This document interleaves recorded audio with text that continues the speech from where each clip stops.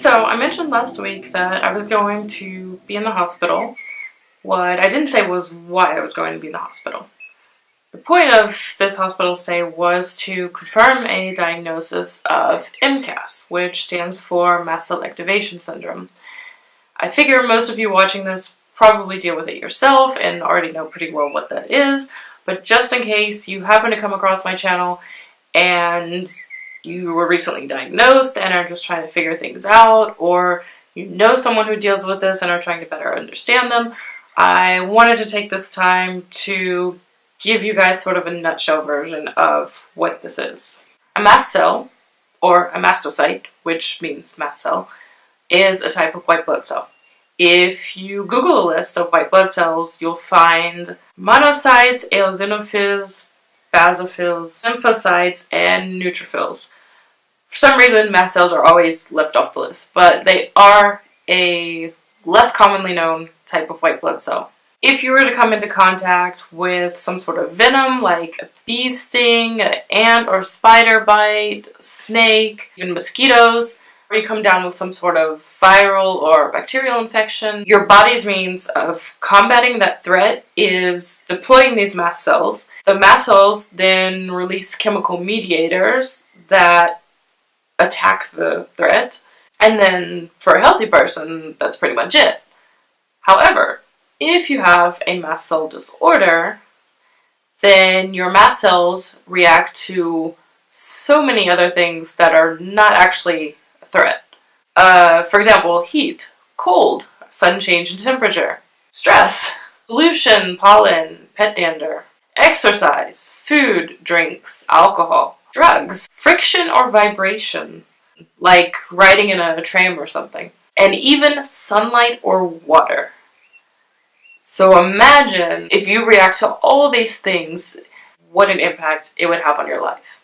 It can be said that people who suffer from a common degree of allergies do have a light form of MCAS, but they wouldn't even need to be diagnosed because it doesn't have that big of an impact on their life. The people who reach the point of being diagnosed are so negatively impacted by this that they can't lead a normal life anymore. Imagine if you're basically stuck eating like 1 or 2 foods every day because you have a reaction to anything else, and pretty much all the drugs you could take to combat those symptoms you also react to, so you're kind of stuck, right?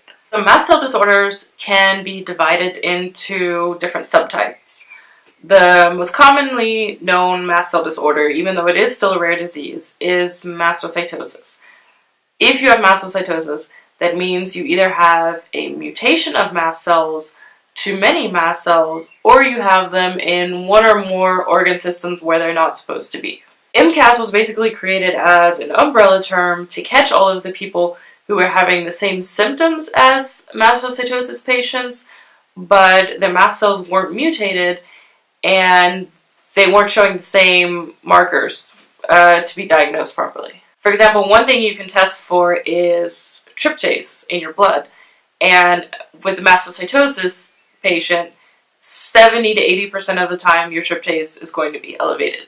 With an MCAS patient, it could very well not be elevated. It might only be elevated 1 or 2 hours after a strong reaction, and even then it's possible that it's not going to be elevated. And of course the problem is when you're having an acute reaction and you're literally fighting for your life, it's kind of difficult to explain to an ER who has no idea what this illness is that they need to run this test that they never have heard of and don't even know how to process. If you can't get the diagnostic tests you need to confirm MCAS, which you alternatively can do is to just prescribe the treatment, and if it works to relieve the symptoms, then you basically say, okay, you have it.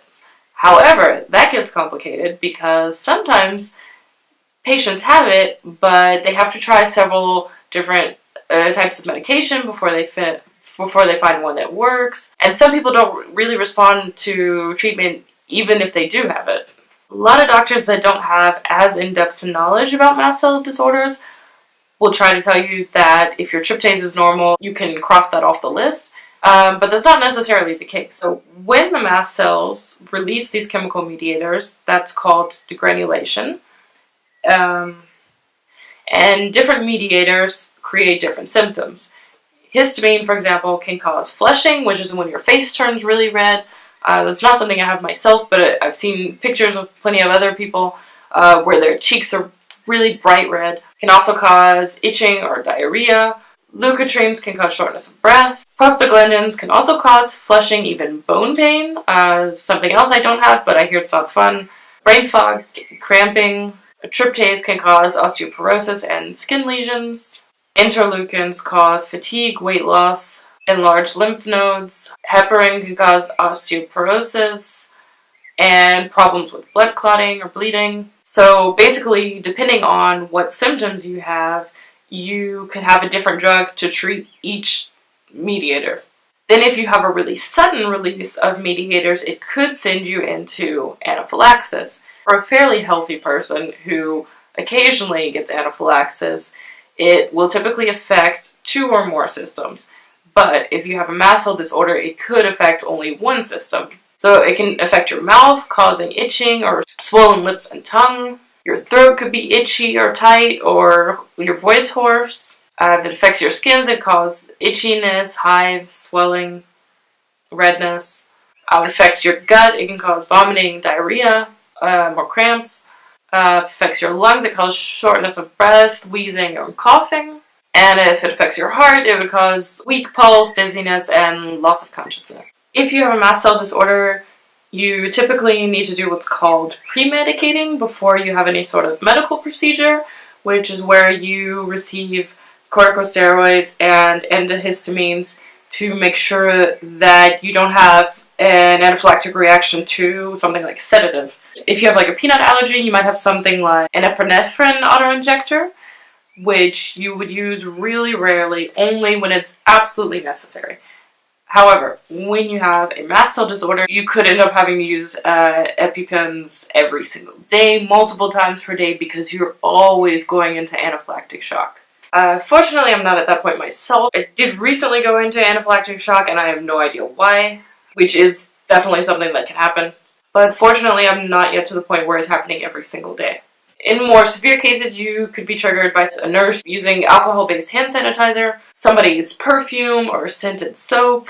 So you usually end up living in this bubble of extreme isolation to avoid any known triggers, yet you can still be triggered by something that was previously safe, or just randomly by nothing at all, where you really have no idea what caused it. Last year I was in the hospital because something I ate set off a chronic urticaria reaction, which I consider to be a phase 1 anaphylactic reaction because it was only affecting my skin, but since my breathing wasn't affected, they didn't really consider it to be that urgent, even though I was literally clawing my skin raw.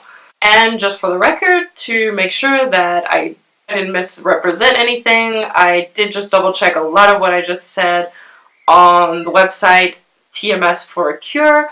TMS is the Mastocytosis Society. They also have a Facebook group, and the admins of the group are all mast cell patients and registered nurses or other types of medical professionals, so they're very knowledgeable.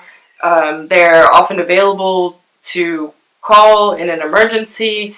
They will censor posts in the group slightly. They don't like outside links a lot, but they're a really good source of reliable information, especially when you live in this niche where a lot of the medical and science profession will tell you that this stuff isn't even possible. They know it's possible, and they're also coming at it from a medical/scientific standpoint and can back all of this up with research and personal experience.